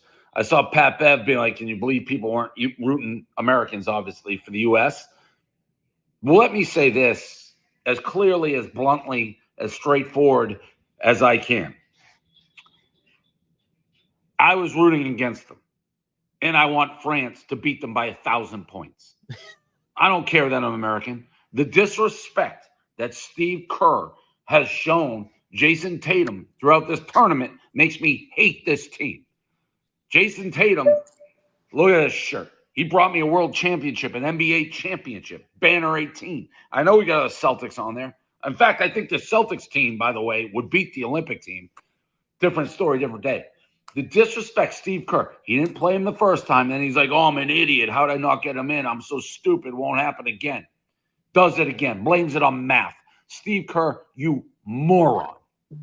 These guys are that much better than Tatum. He can't get 5-10 minutes. 3-time, first-time All-NBA team. Who are these guys? Yeah, Curry. I like Curry. Curry played great. I hate LeBron. LeBron's 100 years old. Durant and Booker are on the same team. They suck. You know who won the championship? You know who had the best players? The Celtics. And to make this guy fly to France, his mother, Tatum's mother, is now complaining about it, and rightfully so. To make this guy, who is a true superstar in this league, be embarrassed like this, fuck you, Steve Kerr. Steve Kerr hasn't done dick. He hasn't done dick. He was handed a super team from Mark Jackson. No control of the locker room. You get Draymond Green punching people in the face. He just sits there, kumbaya. Steve Kerr, I could do anything Steve Kerr has done, I could do as a coach. Fuck that guy. You can't figure out how to get Jason Tatum in the game 10 minutes, not embarrass him. You're down 20 in the first half. What could have been worse? And these guys. You don't even know what the elevator play is, my brother. They smoked you and they punked your team when they played in the finals, my brother. You was sitting in the front row talking to Draymond, and he came back when he punked your squad, number one. And I'm not defending Draymond because he went against Steve Kerr as well. Go crazy. Go crazy on Portnoy. Go ahead. Yeah, fuck Portnoy because he called Angel Reese a piece of shit, and she is fine. And she's a great basketball player. Listen, forget all that. We see Anna Kournikova not win one game, and they showed. How old is that child? How old? I'm sorry. First of all, she ain't no child. She's a grown woman out there strutting. I'm not going to knock it off. That girl. I'm not going to Drake you. They draked you. They tried to Drake you. I'm sorry. You can't Drake me. You can't Drake me. Look at fans said, nah. Hold on. Matter of fact, you know what? Let's take it a step up. What we got? Let's take it back to that LSU alum. You kidding me? Hey, Mama Reese. Listen, man. All I gotta do is text my wife. Nah. Text or what? I got business to handle. Thanks for everything. I really love you. appreciate He everything. loves you. Hold on, I love you, and so does she. Mama Reese. Because if Angel Reese is working with all that, she got the little joint, and Get it's back. broken. Sir, Listen, this ain't about It- Angel Reese. We're kicking it is. David Portnoy in his back right now. He said, yeah, exactly, because he said all that, but he don't go back on his word. Angel Reese, we give Caitlin Clark her props. She revolutionized the game in her own way, brought the game to another level, of course. But we said this a million times. Angel Reese will be duplicated. It's duplicatable. It's duplicatable. Duplicatable. You can see that. You're gonna see how many girls, how many more Barbies are gonna be out there. Look at Nicki Minaj. Yo, I just threw that in the stash. Duplicatable. Duplicatable. Duplicatable. I ain't gonna try to do it again. Duplicatable. That's my Dominicano coming out because you could do duplicatable. Nah, I don't like that. I like it too much that I don't like it. Q Burrow, I'm keeping it PG. Mama Reese, come through. Thank you, Q Burrow. Get your man back in line, man. Come to Santiago. So because Dave Portnoy shitted on them, that's when I was just like, bro, you're a clown. You can't possibly call. If you call a woman that to their face, it's gonna be a problem. It's gonna be a problem. I don't care what you think. No, we were roasting Dave Portnoy, East Drew. Yeah, that's who I'm roasting. Get him out of here. Because the only reason why you feel like that is because he's benching Tatum or whatever it is. You wouldn't have said that if Tatum was on the Clippers. You wouldn't have cared. These are my Celtics. Blah, blah, blah. You don't watch the Olympics. Go to hell. He just be talking. He does. He just be talking. Barstool got the bag though. He got a big bag, but again, I don't want to do it that way. I mean, I might shit on you, Portnoy. You talking about? He's probably way bigger than me. Putting a bottle to his face, man. Don't get near me, bro. I don't want to be near that dude. Like you just. Yeah, he's a prick. And I don't like how he comes off. Like he has this like pizza review thing that he does. Now he's a pizza guru. Like which by the way, his reviews are trash. But garbage. I like the idea. I might have to take your idea. How about that? Because you ain't going around, you probably selling that pizza, man. Reviews are trash. You probably be way better. I know this is the hating portion of our show, but go to hell, Dave Portnoy. But let's get Dave Portnoy the hell out of here because what is he really talking about? He brung it to Kevin Durant, man. Yeah, then he said LeBron old as hell. LeBron had a triple-double yesterday. Did y'all know that? LeBron did the right thing and gave Kevin Durant the ball when it mattered. Give him the ball, please. It's not LeBron knows what he's doing. KD the finisher, no question. And they came back for Carmelo after Bogdanovich was showing out. It was good to see Melo out there. So listen, man. I told you, more and more he shows his face, the more I love the guy. He's always been cool. No. Ja Morant, stay over there. Stay over there. Stay over there. You ruined the Knicks, but that's neither here nor there. See? Now the truth always the truth always rises to the top. Don't matter. He ruined the Knicks, but post-career, I wish you would have done this during your career because I think you would have won us all over. Anyway, LeBron loves you and he showed out for you. Everybody loves him. All his contemporaries, all of them say how cold he was. Unguardable. Nobody speaks filthy about. And he clocked Marty Collins and knocked him out for no reason. You wanted to say that for so long. Because you forgot about that. See, I didn't. I'm gonna keep it a buck with y'all real fast. When that happened, that was like my freshman year of college. So I was really like in the dumps about basketball because I wasn't playing, working my ass off, but not getting in no games. So I'm pissed off. And the Knicks suck. And they not good. I'm sitting there watching that game one night, man. And everything going on, I'm like, okay, it's over with. And I'm tight at Nate Robinson because he tried to act extra with JR. And I'm like, why are we acting extra? We stink. We're not good. Why'd you get flipped into the crowd like that? Like, yeah, what are you doing? Just calm down. You didn't represent for the short guys, man. For the little man, you supposed to go get low, punch somebody in the nuts. You were playing too many games. Or you thought you could do push-ups? Big shout out to Nate Robinson, though. I hope he gets better soon. I hope he gets well. Like, big shout out to Nate Robinson. God Like, bless him in this situation. Nah. Hopefully get a kidney Yeah, transplant, right? yeah. Big shout out to Nate Robinson, though. Like, You we're still talking about with them and them good when your kidneys were good, you got to throw into the crowd like. yo, he's cool. So Carmelo, nobody plays with Carmelo, but you were watching this your freshman year. And he popped. When everything went on, I thought it was dead. But when he hit him and it made, like, you watching the game and Mike Breen is walking you through everything that's going on right now. And he popped, son, and then ran off. That's what was nasty about it. He didn't pop him and like, oh, now it's up. He popped him and then tried to get low. Jared Jeffries was about to kill him. He wasn't. He wasn't gonna kill him. That's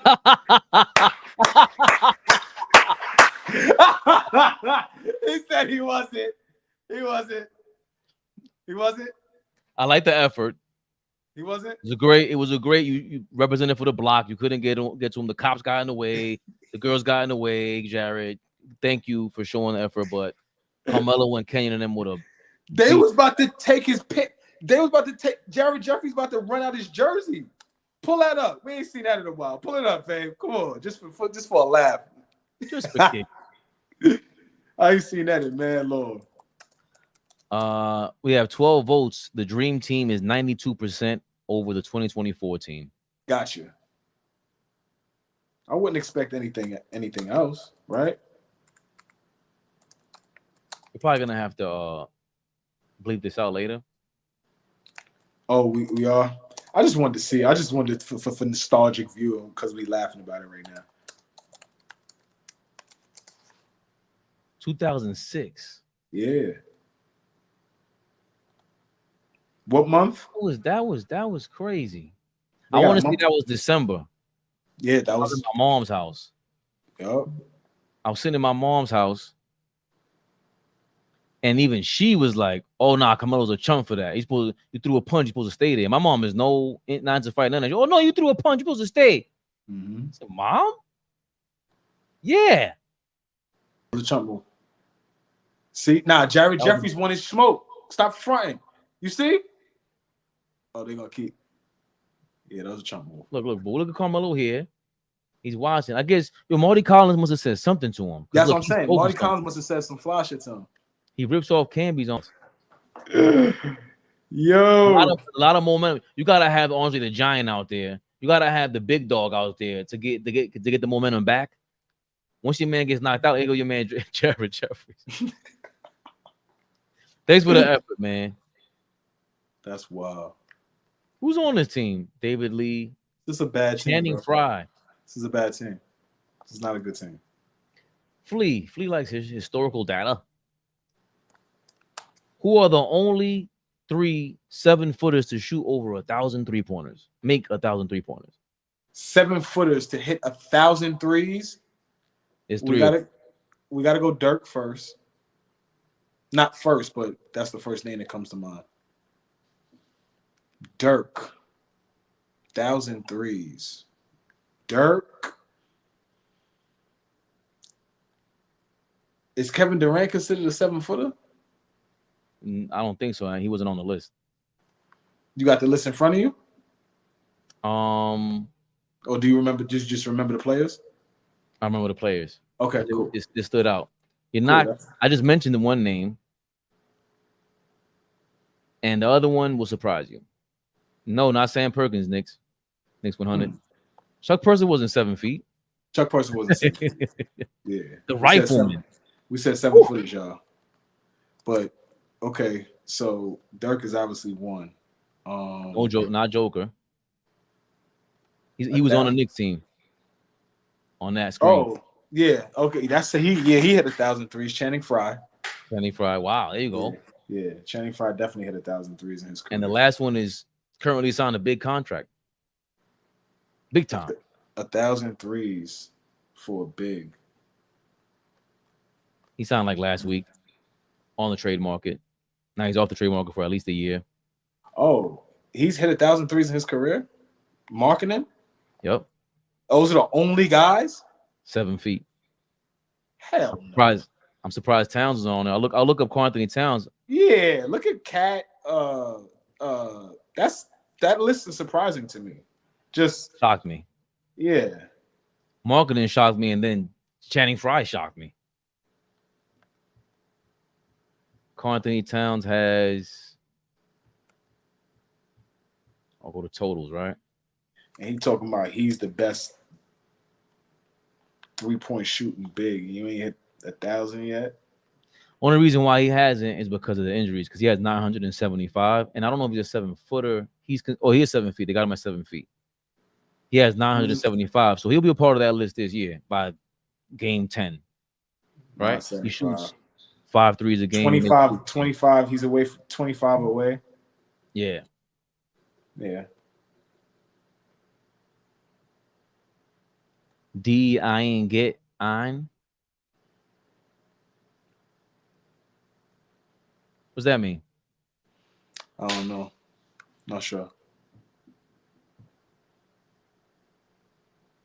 So only Frye, Laurie, and Dirk. I was surprised Channing Frye was 7 feet. Yeah, that's interesting. Because if Channing Frye counts, I don't understand why Kevin Durant wouldn't. But bro, Kevin Durant, we used to think T-Mac was 7 feet. Because every time he stood to somebody, it was like, that's a fact. Kobe, he's like 5 inches taller than Kobe. Kobe, yeah, he has so much more height than on him than Bean. That Kobe T-Mac, that Kobe T-Mac gap is crazy. You 5 inches taller than me, and I'm still going nuts, and you can't kill like I could. T-Mac. It's just a work ethic, bro. Like Bean was a different type of worker. That's all. Like niggas don't understand. Like he was obsessed with working, and so aside from his talent, his work ethic just took him to another and just blew a bunch of niggas out the water. Like get you niggas out of here. Like. So we did mention Kevin Durant going bananas. They win yesterday.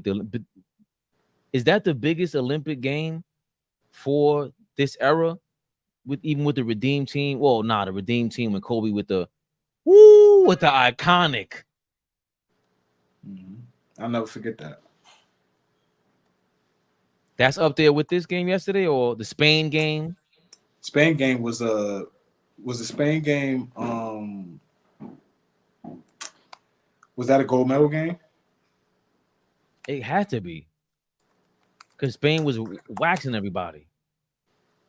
Yeah, was that the gold medal game? And he told everybody he gonna run right through Pau chest first play of the game. And they were all surprised. You know what surprises me is the fact that they were surprised. Like they weren't gonna do that. That's what surprised me more. Because I think if that was the 80s, they'd be like, all right, bro. And they kept drinking their beer. And the guys in the locker room going crazy. Just put a powder on the table of the Olympics. They were bugging out. Yeah, man. Go. All right, Kobe. Yeah, Kobe. All right, man. All right, sounds cool. He was with every ounce of the smoke. Yeah, them dudes are soft anyway. Spain is soft now. Imagine in the 80s. They'd have been terrified of them dudes. They wanted autographs. They wanted autographs after the game for these dudes. Right. That's the other factor before I get to Durant. That is an absolute fact. Not only has the gap closed with talent, so has this mystique of the USA because they play so many games together. They're also they're stars in their country. They're coming through to represent. Dream Team was the Beatles. They were the Golden State Warriors. For all you guys that don't know, the Bulls in the 90s. That's what the Dream Team was, roaming around. They couldn't leave their hotel without security. It was now crazy. It's kind of like, all right, Dream Team. All right, cool, USA. It was crazy back in the day. Rashid just under 7 feet has 1,003. And that's what it is. The guys that's why RP is my guy. 1,003s, man. An exhibition game? What was the exhibition game? I don't know. So speaking of the Olympics, 2024, Kevin Durant celebrates his monumental, or him and the 2024 USA team's monumental victory by going on a Twitter tirade against everybody. Swiper is a Denver Nuggets content creator. He's really good at what he does. I'm gonna have him on Twitter. I'm gonna start bragging. I'm gonna get into my Barry Horowitz bag where you pat yourself on the back. I used to be on Twitter Spaces all the time. People don't remember certain things, but it's all good. It's all good. When it's time to remember, I show love differently. Had him in Twitter Spaces and all that. He was shy to like mention his own swiper. Was too shy to mention his own platform. I say, bro, you're doing your thing. You got like 2,000 followers on YouTube. Mention your things like, oh, nah, man, stop playing around. Now he's doing his thing. He got like 28,000 followers on Twitter. It makes me feel like Dime should be running circles around these Twitter dudes. But anyway, I digress. Swiper's here talking what he mentions here after the Olympic game. He says, because he's a big Nuggets content creator. Swiper says, Serbia just took the most talented team in the history of the planet to the wire with a medal on the line. Team USA was a 16-point favorite. The whole country should be proud. Kevin Durant responds, where you from? Somebody really wants a response back. Right. He was going crazy. Will D. Jones, I think he's another Nuggets creator, content creator. Kevin Durant quotes him and says, Will's upset. Somebody else, Mike Smith, said, cheering against Team USA. You mean like all those Americans who were making fun of Noah Lyles not winning gold in the latest race? Good old double standards. Kevin Durant responds, to all you Nuggets fans, nobody gives a F who y'all lames believe is the best player in the league. Players got major respect for Joker. We don't worship him like y'all do, but most are in awe of his brilliance. Trolling you cornballs for rooting against us is part of the game. Deal with it.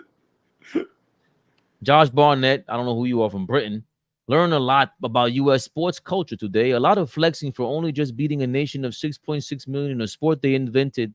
Acting like Jokic fans are committing treason. We here would never do this to a small Pacifica nation.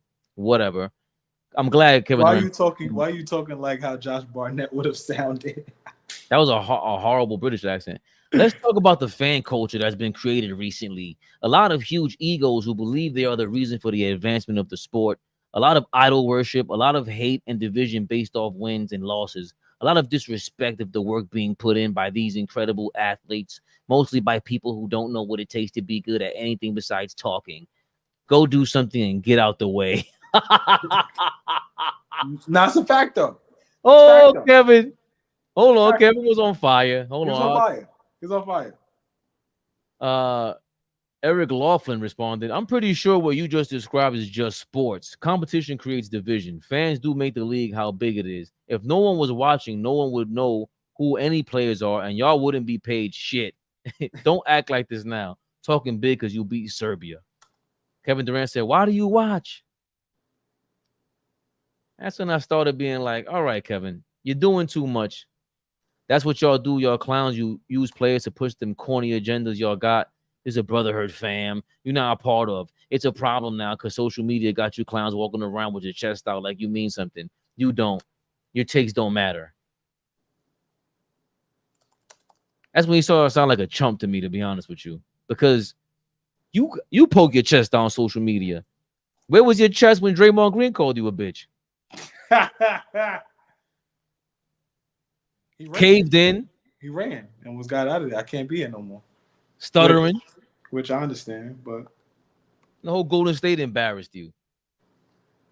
Kevin Durant started off his career at OKC. I don't remember a player more beloved than him. You know, LeBron, once he went with the decision that it was very polarizing. Before that, he was met with a lot of pushback because he's compared to Mike.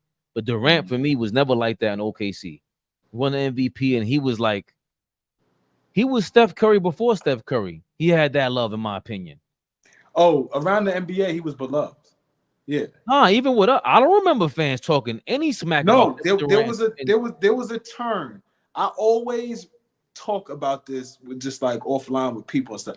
There was a switch that was flipped with Kevin Durant, and I don't know if it was during the time when he started to defend Russell Westbrook, I try to remember when the switch got flipped and he started acting real different with people. The way he talked to the media, the way he just the way he was. Now again, that could be growth as a man. I can't say nothing about that. That may be, he's just becoming a man, and his views have changed and things like that. I don't know, but he got real spicy after a while. And I just be like, just be you. Like, why are you acting tough now? You never was tough. Like, what is this about?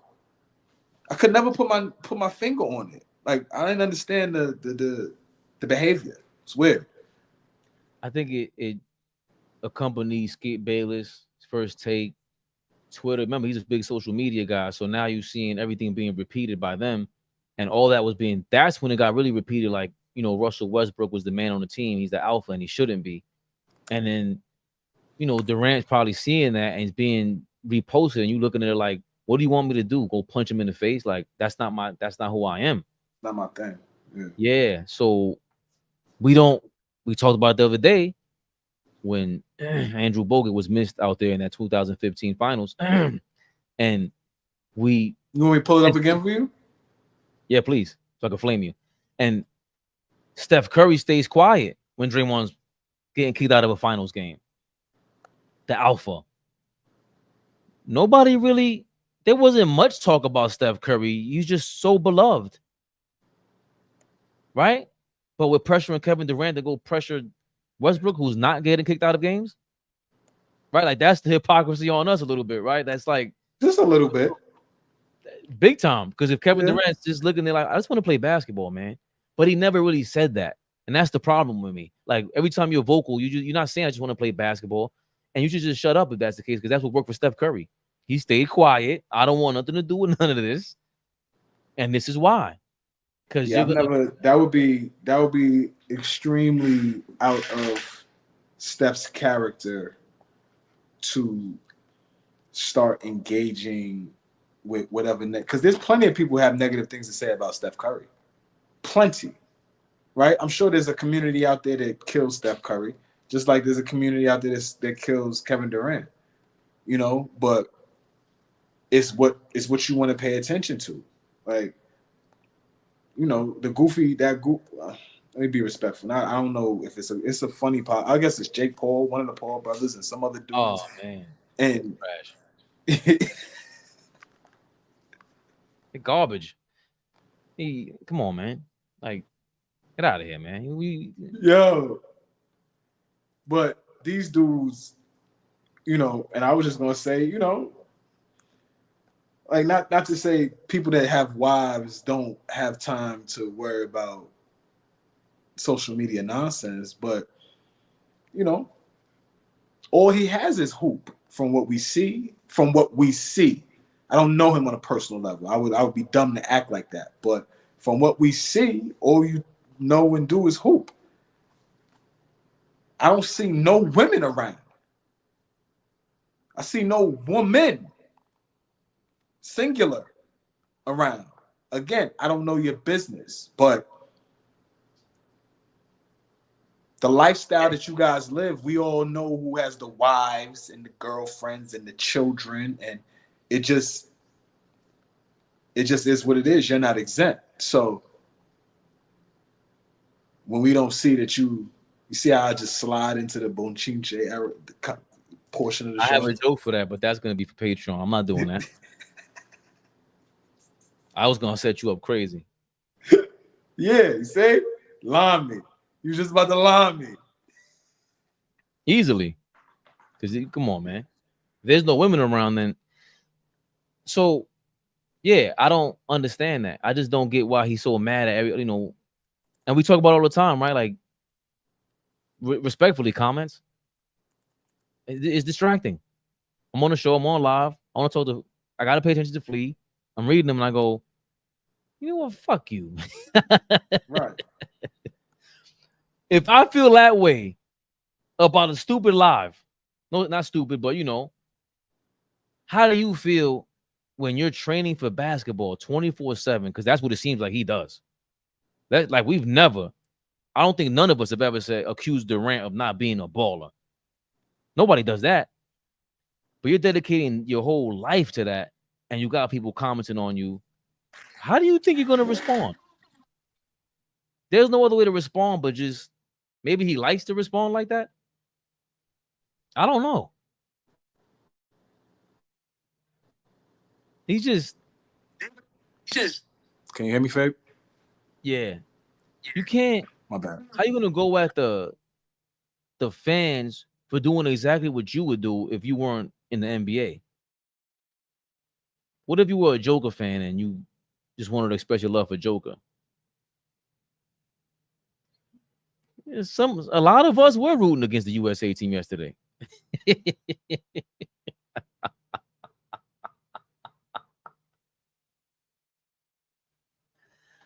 They shall remain nameless. But oh no women around Diddy parties is crazy. I think them injuries changed Durant. Durant was on his way to be top 5 player ever, but them injuries deaded that. He would have been in a conversation. He would have like a real argument like Kobe to be in the top 5 for me. Because he's just too, his physical advantages were crazy. And all we would have been arguing back is like, he couldn't do that back in the day. He couldn't do that back in the day. But if he was just like Curry and just like went about his business, I think Durant's legacy is going to be, that it would have been insane. You know, if he was with Golden State, But you think his legacy is tainted? I think he got in his own head. I think like if this is a board game, it's Monopoly, and we start doing some sneak teaming up, you just join the wrong team, and then like you got in your own head, like you start blaming your teammates. Like, why'd you leave your team? How you team hopping? Like even being with Golden State, I thought LeBron with the decision affected the NBA so crazy that even he didn't realize the other players would follow suit. I don't think he realized how much of an impact the decision was going to make. None of us did. And when Durant did that, it was like, that's worse than what LeBron did. I never thought what LeBron did was so bad, besides the whole shitting on Cleveland part. I always thought that was the worst part about it, but Cleveland was not going to build a championship, commit to a championship team year in, year out. They just weren't. And Durant, you couldn't say that. Yeah, look, I mean, especially looking at what Sam Presti has done since then. He messed up having drafting 3 MVPs. Don't get me wrong. That might go down as the biggest fumble in history. Because that's not guaranteed. No matter if we think Chet has an outside chance of MVP. In my opinion, he's MVP caliber potential, talent-wise. Still got to show more, of course. Got to be healthy. SGA, that's going to be a tough task to draft 3 MVPs again. That would be a tough task again. To be that on point to do that. We didn't think Westbrook was going to be an MVP. No. Nobody thought Harden. Yeah. So that wasn't, but Chet can all of a sudden be one. And part of the reason why those two were was because Harden left. Well, Westbrook is more MVP love because Harden leaves. If Harden is there, it's hard. It's hard. If Kevin Durant is there, Westbrook doesn't win an MVP. Ever. Russell Westbrook could average a triple-double and his teammate is Kevin Durant. I promise you he doesn't win MVP. Doesn't happen. The extra sauce is because he was dolo and was able to do that. And he was a playoff, they were a playoff team. But think about that, bro. Don't give me a fast answer neither. You got to think about that right here. Russell Westbrook would be an MVP candidate with Kevin Durant as his teammate if he averaged a triple-double? That's tough for me. I can't see that. And I don't think if he has to do all that, they're going to play a winning style. Yeah, to your point, like he's going after the triple-double. He was clearly stat padding. Like they were clearly stat padding. I didn't ask you anything about his stat padding. I am saying, would he win or I'm even almost being- reeling him in. I'm almost Yeah. reeling him in. Would he win a trip? Would he win an MVP award? Would he be an MVP candidate? It will be a lot harder, man. We gotta say that. Hell yeah. We gotta say that. Did Duncan win an MVP with Robinson there? Yeah. Yeah. Because he was top 5 his rookie year, and a lot of those votes had to have gone to That Robinson. 02 MVP, I think that was Robinson's last year. 02 or 03. 03 was Robinson's last year because Robinson was there for the second chip. So definitely. 03 was the chip. Yep. And I think Duncan won back-to-back MVPs, if I'm not mistaken. He certainly did. Damn, I forgot about that. Great memory. Holy shit. Yeah. God 02 damn and, it. 02 and 03. Because then after that is Kevin Garnett and Duncan. They said Duncan might get 3 in a row. He might be the first since Magic. I mean, the first since Bird to win 3 in a row, but KG got it. They said no, not over the white man. That's what Kendrick Perkins would say. I don't think so. I don't agree with that. I thought that's a tough. The MVP race is not as tough as back then, right? Shaq, Duncan, KG, Jason Kidd, Kobe. Yes. That's 5 that were like Kobe was third in 2000. When I saw that, I was like, wait a minute. I think he was better than Iverson then, if that's the case. Monster list, bro. It's a crazy list back then.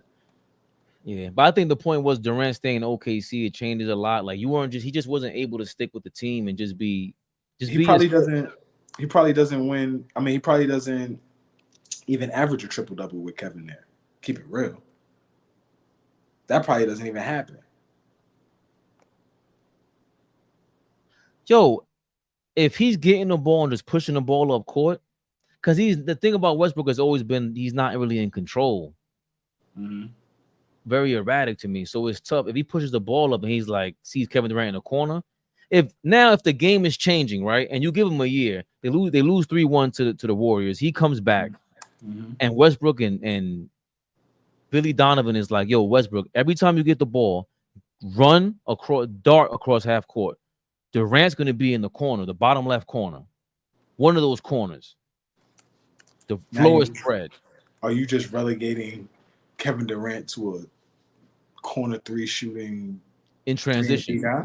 Oh, you're talking about in transition. Because that's now, because remember, to me, as great of a finisher Westbrook had shown to be, he wasn't Derrick Rose. And to me, like, he would miss so many layups that until I seen the stats that they say Westbrook has missed the most layups in like the last 4 years, I was like, yo, I didn't even have to look at the stat. He looks crazy missing layups.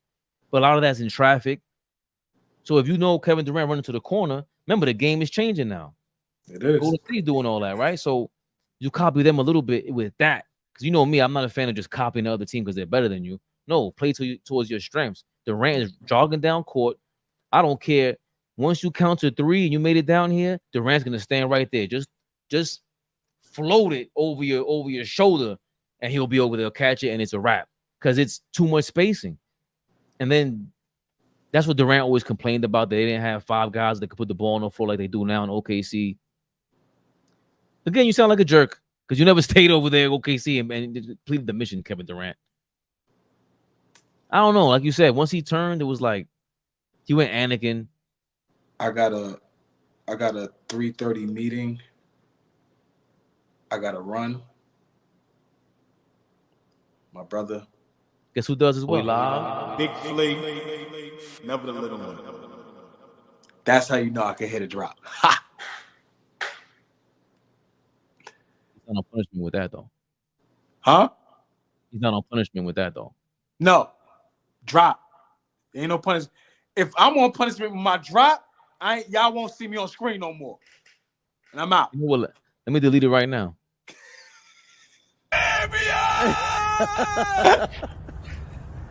All Ball TV. They scared, but I'm not. They don't like comentario. Y suscribe.